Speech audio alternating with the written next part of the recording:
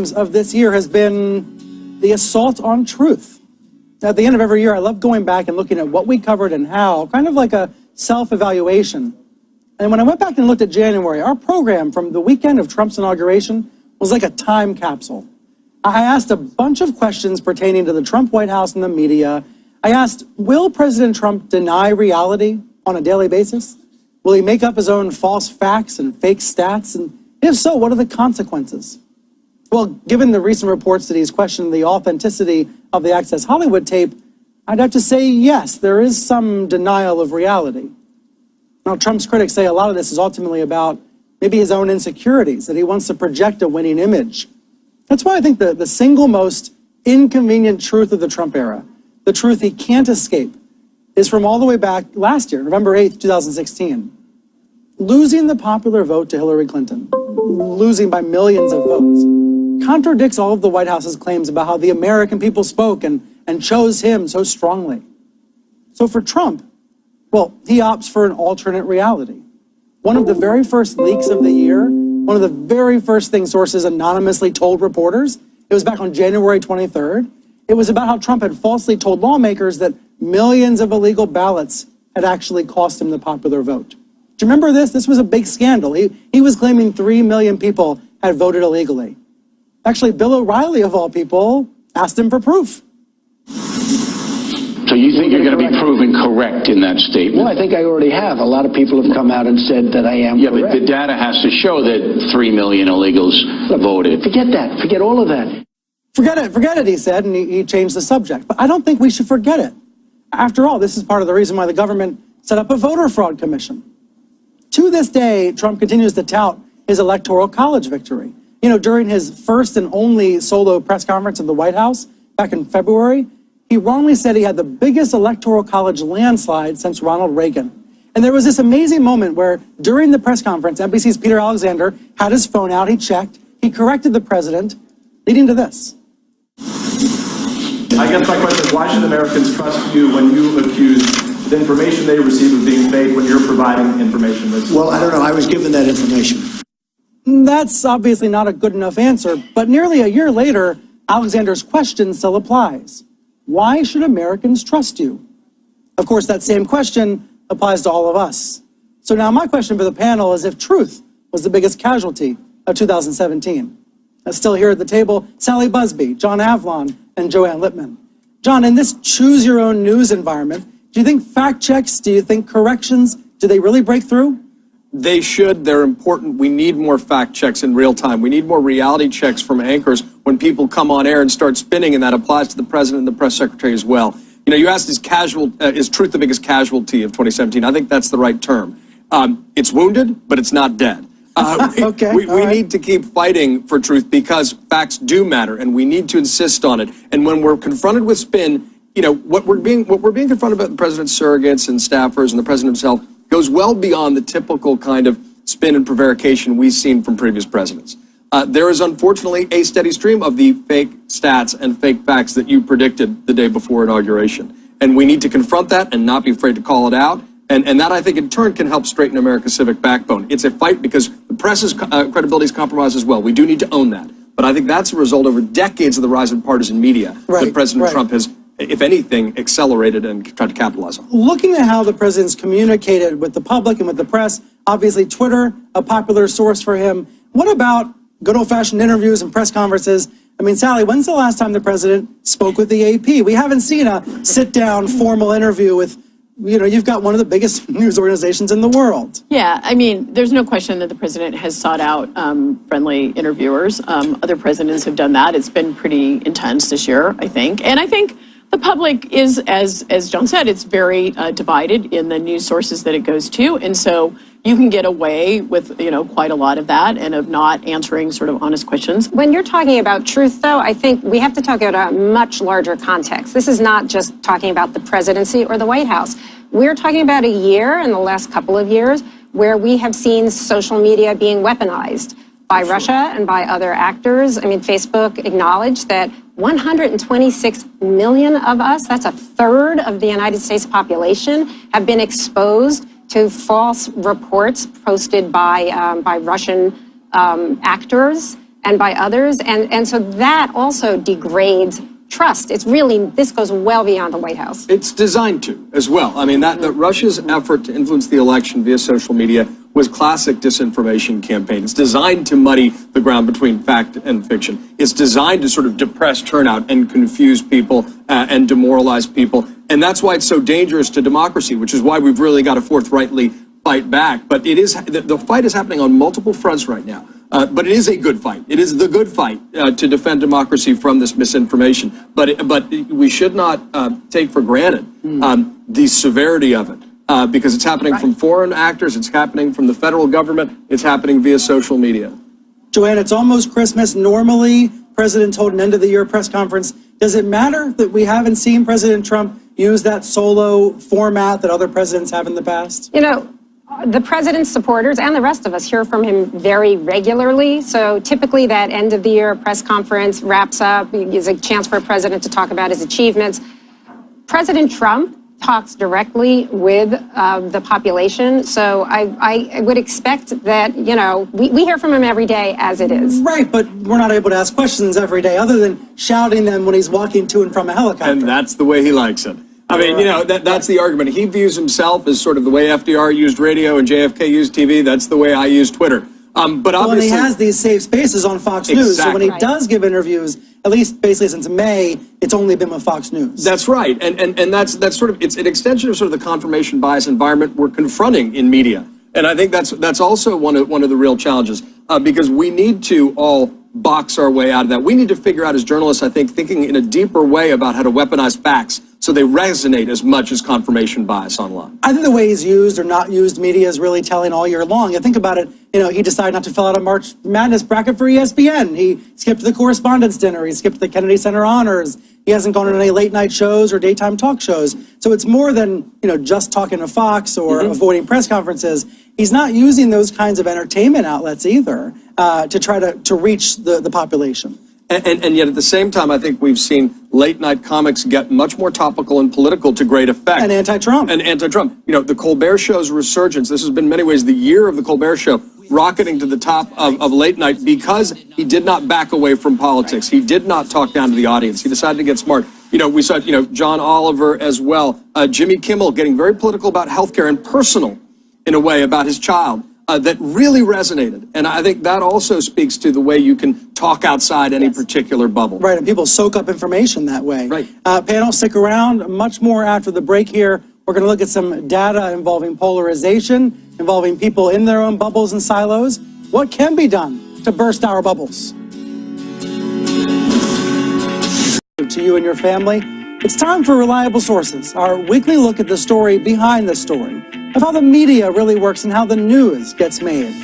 Today is a special edition, a chance to critically examine President Trump's relationship with the press at the one-year mark.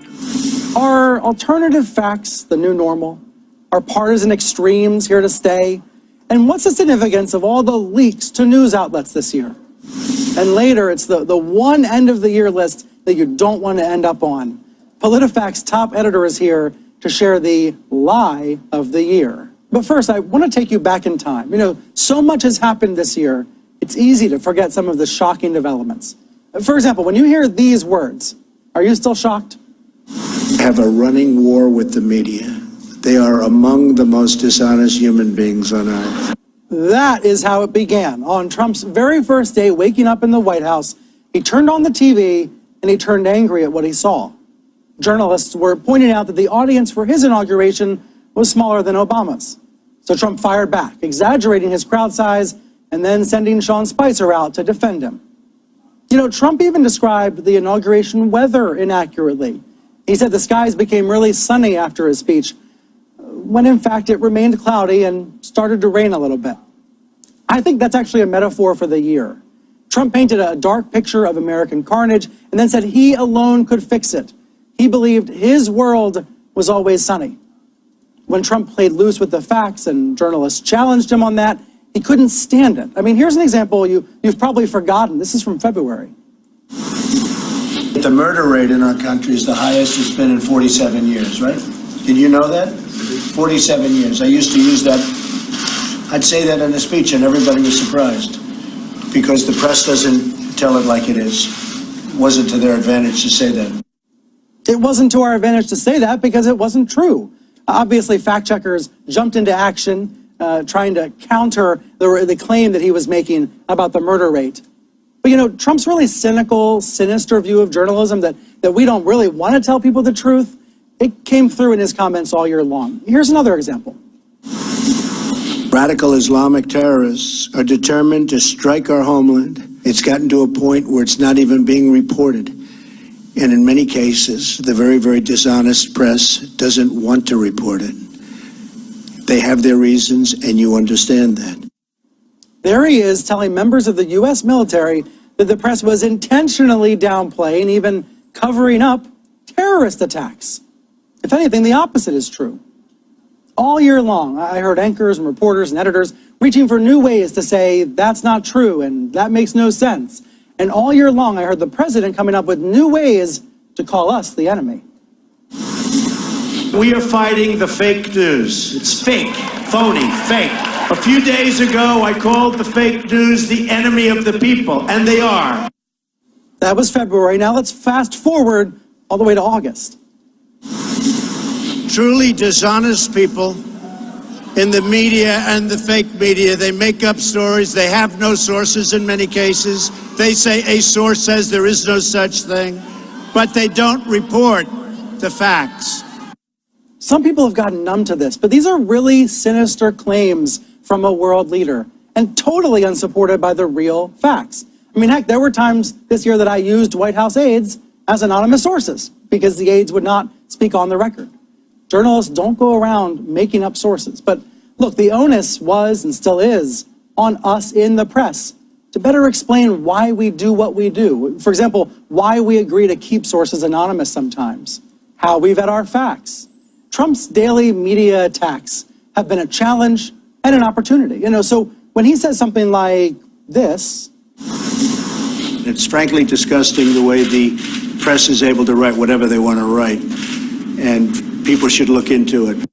Yes, look into it. I think the more that you know about how newsrooms work, how journalists work, the more likely you are to know that it's not fake. Yes, one of the president's favorite words, fake. He told his supporters all year long that the press was out to get him, out to take him down. And many people believe it. The country is split on this question, and it's an ongoing issue for newsrooms. So let's bring in an all-star panel of decision makers and newsroom leaders. Sally Busby is the executive editor of the Associated Press. John Avlon's the editor-in-chief of the Daily Beast, as well as an analyst here at CNN. And Joanne Lippman is the chief content officer for the USA Today Network and the editor of USA Today.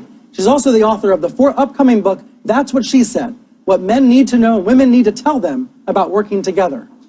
Let's talk about Trump's attacks on the media and journalists' responses. Sally, this is your first year as the top editor at the AP. But before that, of course, you've been at the AP for many years. Was this the most challenging year to be an editor? This was a very challenging year. There's no question. Both the extent of the interest in the Trump story globally, and I think that's one thing that's very important. It's not just Americans who pay an enormous amount of attention to this. People all over the world pay attention to the Trump presidency. And it's been difficult to get factual information out of this administration. It's, I think, provided a lot of new challenges to reporters. Yeah. But it's also been such an important year, so important for the values that journalists hold dear, the importance of facts. And in some ways, it's been, although there have been a lot of challenges, it's been sort of a inspiring year in a way, in the sense that I personally believe that consumers of news are actually seeking out good journalism and actually understand its values. So for many of our journalists, there's been some affirmation this year, I think, too. Joanne, are you seeing that as well in the traffic and the page views? Well, certainly we're seeing there's a real interest in legitimate journalism. But I would also say I think one of the most important things within the media itself is to understand, is to not internalize what we're hearing. When we have attacks on the press from the president or anyone else, it's so important not to internalize that and Well, let's be honest. That did happen sometimes, didn't it? And it absolutely People took it too personally. Well, not just personally, but to take on the mantle of being the enemy, which the press is not. The press, our job is to shine a light in dark corners, to hold the powerful to account, no matter who the powerful are. And that's what we have to continue to do. Marty Baron, the head of the Washington Post, said, we're not at war with the administration, we're at work.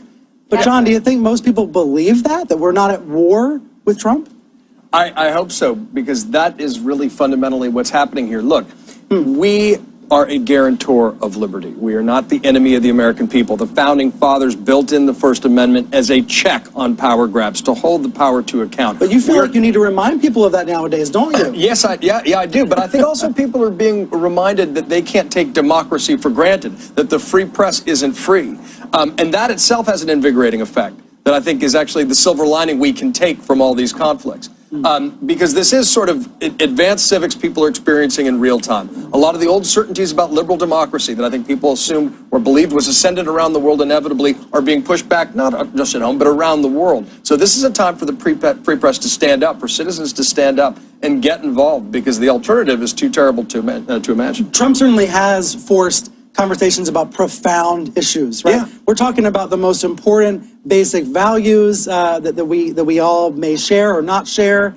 There's been stories this year about race and class and gender that have affected the White House. So in a way, he's enabled or encouraged some really important soul searching.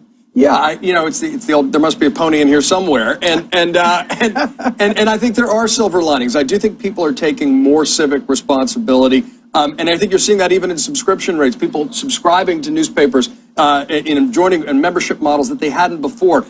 They were taking for granted that news content was free, but now they're understanding that they need to stand up and support independent journalism, that scoops matter, that investigative journalism matters, because that's what really holds power to account. And there may be great controversy around this, and we are all beset by social media trolls, and it's a bit of a novelty to be attacked by the President of the United States and the press, for some journalists personally. But I think we have to remain invigorated by the challenges and not exhausted, and realize that we have a gift of the fact that our mission is clearer than ever right now. Thinking back to January and February versus now, I think there was a lot more anxiety early in the year among journalists, a lot more uncertainty about what a Trump administration was going to mean. Is it fair to say, Sally, that the worst fears some journalists had have not actually been realized, meaning there have not been an explosion of libel lawsuits? The press has not been kicked out of the West Wing. The cameras are still on in the briefing room after a brief period when they were turned off. That maybe our worst fears have not been realized. I do think that there is some truth to that. I think that we did not get kicked out of the White House. I do still have some concerns about, the Department of Justice has said that there are a lot of leaks investigations going on, for example. We have some indication that the Department of Justice is still looking at some ways to sort of potentially eliminate some of the protections that have guided reporters in legal fights and things like that.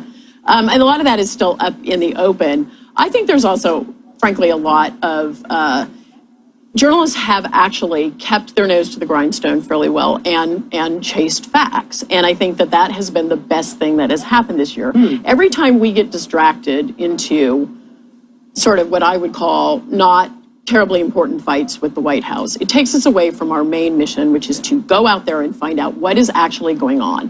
What is the impact of the policy changes that are being made? What is happening inside the White House? What is actually factually happening? And within our organization, we have tried to say, do not get distracted by some of these more, sensational, but not necessarily as important disputes that have been going on, and try to keep your focus on what is really happening in this administration and your duty to report that to That's people. been the most important thing, I think, this year that I have repeated again and again to our newsrooms is we've got to keep our eye on the ball, on the issues that are important, on the president's actions, not simply on the president's tweets. Yes. A researcher found that since 2015, the now president has posted about 1,000 anti-media messages on Twitter. So it does pile up. It does have an effect. John, I think it's a poisonous thing that he's constantly calling real outlets fake news. But to some degree, that is also a distraction. And look, it is absolutely our responsibility not to be distracted by things that are intended to be distractions, to focus on the facts of what actually impacts people, not just radioactive rhetoric. But the larger issue I think that we need to confront is something that is quite sinister, and the president is advocating, which is blurring the lines between fact and fiction. You know, fake news in the context of the 2016 campaign is something real. It's in stories written with the intent to deceive. They're sometimes for profit, sometimes for propaganda, but they had an impact on the election via social media.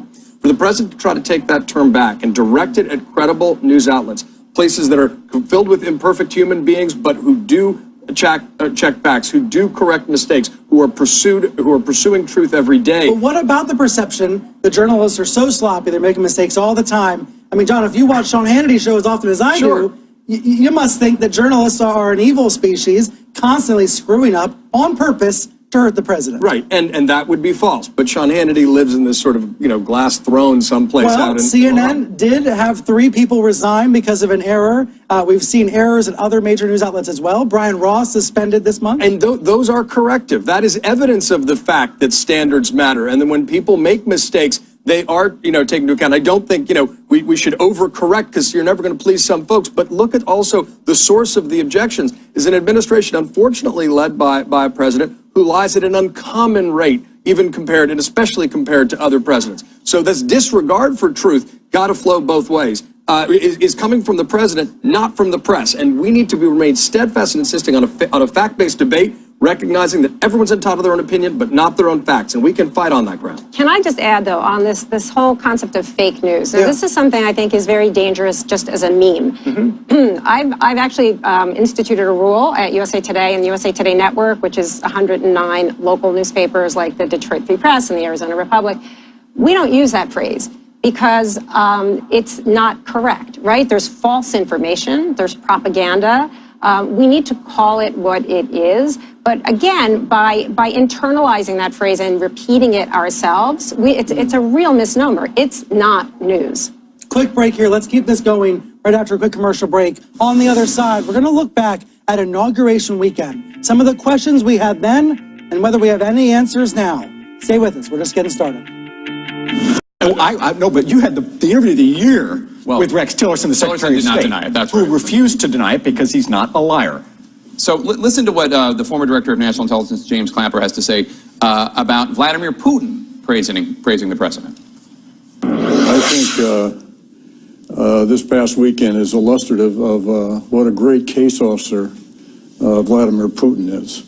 He knows how to handle an asset, and that's what he's doing with the president. The General Clapper clarified he meant that figuratively, not literally, but he means it in the sense that foreign leaders, and I think there's some validity to this, and not necessarily the most nefarious way necessarily, but the Japanese, for example, have figured out how to deal with President Trump. You compliment him, you flatter him, you work with him behind the scenes, you don't take a stand against him publicly. There's something to this. Yeah, look, Donald Trump is not a complex man. I mean, I think that's fairly certain. But that really goes to your question to Nina. How have the Democrats blown this? Because they have gone out and driven Donald Trump into the arms of Republicans and conservatives. I mean, I'm sitting here a year into this term, stunned at all of the conservative things Donald Trump has been able to do.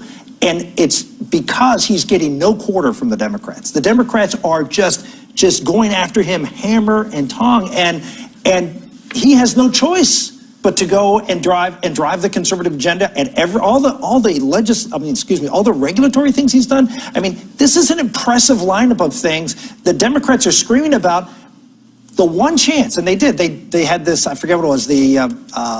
Where Schumer and Pelosi did the short-term over government funding. Yeah. And Trump was talking right after that because they all said nice things about, oh, we should work together more. And they basically slammed the door on him. And he's now gone back into the arms of Republicans. So to answer Nina, you can complain about this tax. You can complain about everything. But you've blown this. You've blown the opportunity to work with this president. I just think that's just ahistorical. It's counterfactual. It's false, Rick. The Democrats would gladly work with him if he had Donald Trump is a conservative ideologue who actually wanted to do it. No, he's an autocrat who is trying to enrich himself in office, and he's succeeding. The Republicans seem to want to help him with that, passing a tax bill that lines Trump's pockets. Democrats unwilling to do that. But the Democrats have done very well politically in the year of Trump. They won a landslide in Virginia. They swept maybe even the majority of the House of Delegates. So a huge landslide in New Jersey, much more blue state. And they won a Senate race in Alabama. Now, I know there was allegations of child molestation. It's probably not the best Minor message. issue there, yeah. But if you just explain it away Has like something to do with the that, victory. it's like when Scott Brown won the Senate seat in That's not Massachusetts. All my Democrats said, oh, it's a one-off, it's no big deal. We then rolled into the worst landslide we'd ever had in a midterm. This is what's going to happen in 2018. That was We're gonna a roll into a landslide, blue wave. Substance that would. Do you think that a Democratic wave is coming? One would hope. I mean, I saw a survey that said there are about 391 people in the queue to run for Congress in 2018 as Democrats. Now, if Democrats can't win with those odds, then something is definitely wrong. There is a wave coming, but this is really going to be about who can excite their base. I mean, things are happening now. What's reality today might not necessarily be reality tomorrow, but the Democrats are going to have to get out there and make the strongest case possible using this tax plan as one of those things. The CHIP program, I mean, for God's sake, how do you not 9 million children land, right there at the mercy of Republicans, and you don't say that we commit to come together for 9 million children in this But I'd country? say one point on upcoming races, I think Donald Trump drama does cover up a lot of the internal strife going on within the Democratic Party right now. Yes, they have an 18-point generic ballot polling advantage, but man, are they really going to bet their races on running against Republicans on tax cuts? Are they going to depend on having a Roy Moore in every race? And if you look at the disruption that's going on the Democratic side, it gets undercovered in the news. But if they're going to resort to Antifa-like tactics, which do continue to go on, they continue to get arrests every day in the U.S. Capitol.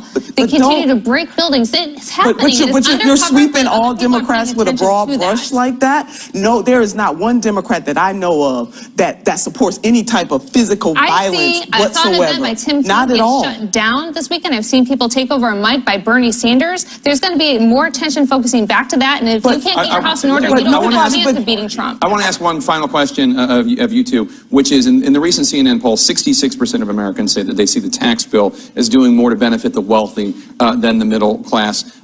This is a risk. Do you think ultimately it's going to pay off for Republicans? Yeah, look, I mean, I think I just saw something, a report that 89% of people in New Hampshire are getting the tax cut. I mean, you're going to start to see the truth come out about this bill. There's been a lot of, frankly, inaccurate reporting going on about what this does.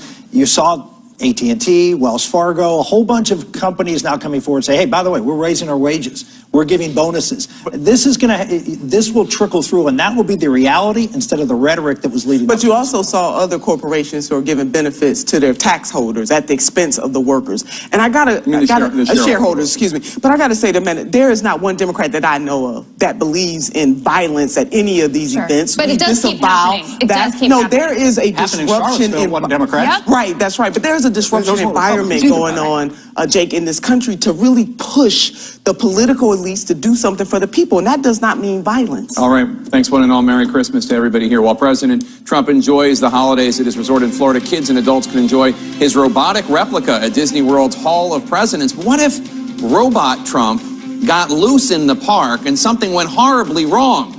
That's the subject of this week's State of the Cartoonian. Resolution number 1, binge more. Join the Uncarrier and get 4 unlimited lines for only $40 each. Whoa. Plus, Welcome back to State of the Union. I'm Jake Tapper. President Trump brought his bombastic attacks from the campaign trail to the White House in 2017. One of his frequent targets, his predecessor, President Obama. And President Obama has been, of late, hitting back. He invoked Nazi Germany when talking about the current political environment. And President George W. Bush, who rarely spoke out during Obama's presidency, has also on occasion voiced his concerns about the current climate. Joining me now, close confidants of those two presidents, Mark McKinnon, former strategist for George W. Bush, and David Axelrod, former Obama senior advisor. Welcome to both of you. I want to start with a question for both of you. This has been a remarkable year, the first year in what's been the start of a very unconventional presidency. You both worked for the two previous presidents, Obama and Bush. David, let me start with you. In just the past few weeks, President Obama has been, I think it's fair to say, increasingly vocal in some of his criticisms of President Trump, not just about policy, but also about the tone and tenor. Recently, he even invoked Nazi Germany in reference to the current political climate. Does President Obama see a danger in the Trump presidency? Well, look, I think that the big concern, elections happen and policies change, and that is democracy. But democracy also depends on sustaining our institutions. One of the things that President Obama most appreciated, and certainly I did, was how President Bush handled the transition from one presidency to the next, and the period after. We weren't particularly kind to President Bush in the campaign, but he kept his counsel as to what his views were after he left office.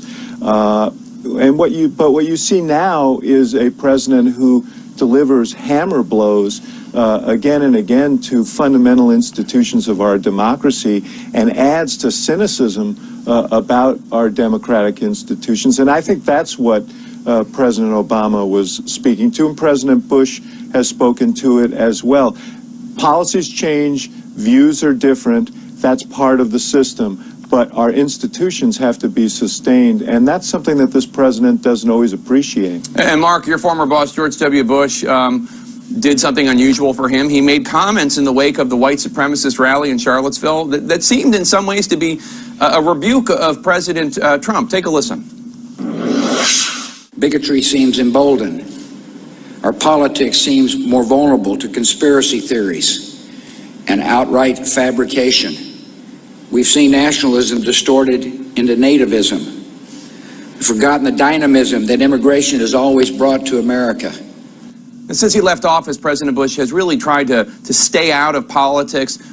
What is he thinking when he says something like that? Well, you're right, Jake. He's been staying off the radar screen to his credit, I think. But I think this just testifies to how strongly he felt about that moment. You know, it's interesting, when you look at the speeches of George W. Bush in 1999 and Barack Obama in 2007, if you mixed them up and handed them to somebody, you couldn't tell which was which, because they both campaigned very strongly on the notion of changing the tone in Washington and had real respect for the institution of the White House. I mean, that's one thing that we've seen with Donald Trump, is that I think that both Barack Obama and George W. Bush worry about the institution of the White House itself and what's happening to it right now. And in a lot of ways, when it comes to tone and tenor of the White House, we've really kind of clawed our way to the bottom. Let me ask you, the President Trump had an ambitious legislative agenda coming into office. So far, he's been able to deliver on only one major legislative victory, this tax bill. And there have been a string of high-profile failures along the way. The Republicans control Congress. They control the White House. Why do you think this president has had difficulties that President Obama didn't have with the Democratic Congress and President Bush didn't have with the Republican Congress? Well, I was surprised that he didn't do what both Barack Obama and George W. Bush and most presidents do, which is find an issue where you can reach across the aisle, at least when you start your presidency. And that's why I thought that he might start with something like infrastructure. Instead, he went, right to the base, right to strip out Obamacare, and really, just poked a sharp stick in the eye of the Democrats. So the problem after that is that once that happened, the Democrats said, well, why should we want to work with you if that's the way you want to start this presidency? But I don't think we can underestimate, the tax bill is a big deal. It's a big win for the Republicans and for Donald Trump. And, they got it done before the end of the year and maybe rushed it through too quickly. Maybe we'll see that in the long run. But right now, at the end of the year, Republicans can say we have relative peace, we have relative prosperity, and for us, given the way things started out this year, we're happy to end on this note. David, President Trump has made it his mission to unravel President Obama's legacy, including so many things he worked on, including Obamacare. He succeeded in repealing the individual mandate, removing the United States from the Paris Climate Accords, working to decertify the Iran deal. How does that look from the perspective of President Obama and people like you who worked closely with President Obama to get this agenda passed? Jake, I'm always reluctant to speak of it in terms of the Obama legacy because it makes it personal to him, and these issues shouldn't be personal to him. They should be considered in the context of their impact on the country and their impact on people. So when you talk about striking the mandate in this bill, which the president touted as one of its great features, although he said he didn't want to talk about it until after it passed because he knew it wouldn't be popular. It wouldn't be popular because 13 million people will lose their health care, estimated, as a result of that. That's concerning. Talking about undermining the Iran agreement is concerning, not because it was an Obama legacy, but because it could be very destabilizing and lead us into a greater period of conflict. And so all of these policies have implications that are serious. But I just want to say, I am not one who says that the president hasn't been impactful because he hasn't been able to pass major legislation until this tax bill. This tax bill is incredibly impactful, and we'll see if it's impactful in a positive way. I have my views on that. But certainly the steps he's taken to withdraw America from, as you mentioned, Paris, environmental standards that have been rescinded, regulations, consumer regulations rescinded, financial oversight regulations undermined. These are big things, the appointments he's making to the courts. These may please some in his base, but they have long-term implications. Those are the things that should be concerning to people, not anyone's legacy. A recent CNN poll found that President Trump's approval rating was at 35%. I want you both to take a look at this list of presidential approval ratings through December of their first year in office. You'll notice that President Trump is at the very bottom. Bush, 2001, he was at 86%. Of course, that was after the 9/11 attacks. Obama, 2009, was at 54%. Mark, what do you think is the reason why President Trump is so low on that list? Well, it's been a chaotic year, and Donald Trump has governed largely to his base. So he's governed directly, and that base is about 35%. So everything that he's done in this first year is, unlike most presidents who, when they get into office, seek to broaden their mandate by reaching out across the aisle, reaching out to independents, reaching out to Democrats. And Donald Trump has just decided, for a variety of reasons, strategically and otherwise, that he's going to govern directly at his base, attack the media, attack Democrats, attack Republicans sometimes, in order to achieve what he has so far, which is a tax bill with 100% Republican votes and 0 Democratic votes. So and listen, the media has attacked him mercilessly, and some would say he deserves it. But the media likes to gang up on Donald Trump. That hasn't helped, of course, and so he has set the bar at a new low. David, what do you think? Well, look, I think I agree with everything that Mark said. I think a lot of it has to do with the style of the president and this constant sense of besiegement and the thing you hear even among his supporters is, gee, I wish he'd get off Twitter.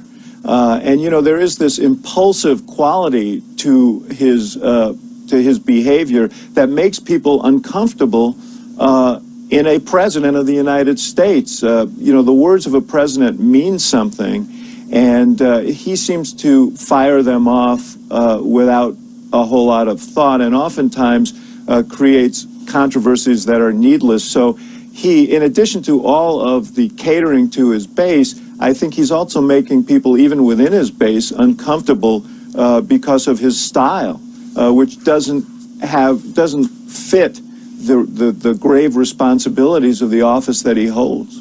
David, happy Hanukkah. Mark, Merry Christmas to both of you. Happy New Year. Best wishes for 2018. Really appreciate it. The key to President Trump's heart: praise, praise, and more praise. The simple formula to get on Trump's good side. And everyone from Republican leaders to Vice President Pence to Vladimir Putin, they've all figured it out. Something this profound could not have been done without exquisite presidential leadership. It's been a year of extraordinary accomplishment. So imagine if you ran out of retirement money. Well, tonight, the backlash over Donald Trump Jr.'s latest conspiracy theory. The president's son says there are people at the highest levels of government who are trying to undermine President Trump and his political agenda. An accusation, we should note, that the president himself has echoed. Former CIA Director Michael Hayden calling those comments, quote, scary. But this is certainly not the first time Trump Jr. has peddled conspiracy theories. CNN's Tom Foreman has more. Call it another chorus for the conspiracy choir, this time led by Donald Trump Jr., who is once again suggesting there is a secret plot to take the president down. You know, my father talked about a rigged system throughout the campaign, and people are, oh, what are you talking about? But it is. And you're seeing it. This is about the impeachment of the president. Yes. At the center of the claim, the idea pushed by some of the president's supporters that the probe into possible collusion with Russian meddling in the election is actually just an effort to delegitimize the results of that vote. There is, and there are, people at the highest levels of government that don't want to let America be America. For former CIA Director Michael Hayden, that was a little scary.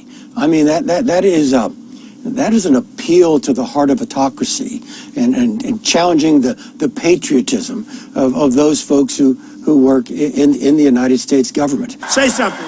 But this is not the first time Donald Trump Jr. has embraced the idea of sinister forces trying to hurt his father and help his foes, especially Hillary Clinton. Trump Jr. pushed a fake claim on Twitter that Clinton wore an earpiece during one debate for coaching during the back and forth. The facts aren't known because the media won't report on them. The politicians won't talk about them. And they stay there. Like his father, he routinely accuses the media of pushing fake stories to hurt the president. Stories often allegedly concocted by Democrats, tweeting journalists they couldn't care less about the truth. He has routinely suggested Clinton broke laws and others covered her tracks, an advantage he claims his father never enjoyed. If he did the same things that she did, he'd be, in jail for 30 years. And he even resurrected old false claims linking the Clintons to the death of a White House aide. A common theme in all these conspiracy theories is the idea that there is a permanent clandestine group in D.C., a so-called deep state, to resist populist movements for change. The irony? The Russia investigators are considering the possibility that there was a conspiracy at work, and Team Trump, including Don Jr., might have been involved. All right, and our thanks to Tom Foreman for that reporting. Joining me now to discuss all of this, Trump biographer Gwenda Blair. She's the author of The Trumps: 3 Generations That Built an Empire. You know, Gwenda, on this issue of embracing conspiracies, it certainly does seem like father, like son. Has it always been this way? Yeah, Okay. in a word. His father, that's bread and butter to him. Blaming somebody else, there's someone else who's responsible. Whoever it is, certainly a lot of people think that's really why he won the presidency, channeling America's anger by saying somebody else got in line in front of you, somebody is taking it away from you, somebody else is to blame. And he's done that consistently throughout the presidency so far. Whenever anything goes south, someone else is to blame. And his son is doing exactly the same thing. Going after the media for trying to hold the administration accountable. And by the way, we do care deeply about the truth. I want to talk to you about the president's daughter, Ivanka. There is this new reporting in Vanity Fair talking about this heated exchange that she allegedly had with Steve Bannon. She reportedly blamed Bannon for leaks. Bannon was then quoted as saying, "She's the queen of leaks," to which Ivanka responded, "You're an expletive liar." You know, we are used to seeing this very composed, very polished Ivanka, but is there another side? She is very polished and very composed, absolutely. We did get a little bit of a crack in that facade during the campaign. You might remember she had an interview with Cosmopolitan when they asked her about the child care proposals that she was suggesting that the Trump have should he be elected. And why was he embracing these now? What was the timing? What was going on? He hadn't always felt that way. He didn't maybe what about his own employees? And she got very chilly, said you're being very negative, and didn't like that at all. So we have I seen remember that. at the time tweeted Yeah, out we have against him. seen that. I mean, there have been cracks occasionally, and here was another crack. So Vice President Mike Pence was criticized or made fun of online for lavishing praise on the president. In fact, according to the Post, he praised him once every 12 seconds for 3 minutes straight. Here's a taste.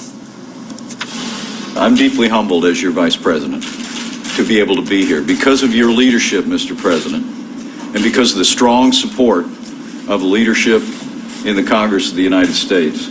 You're delivering on that middle-class miracle. Why doesn't he show his birth certificate? Jeannie Mo, CNN. God bless Trumpy Bear. New York.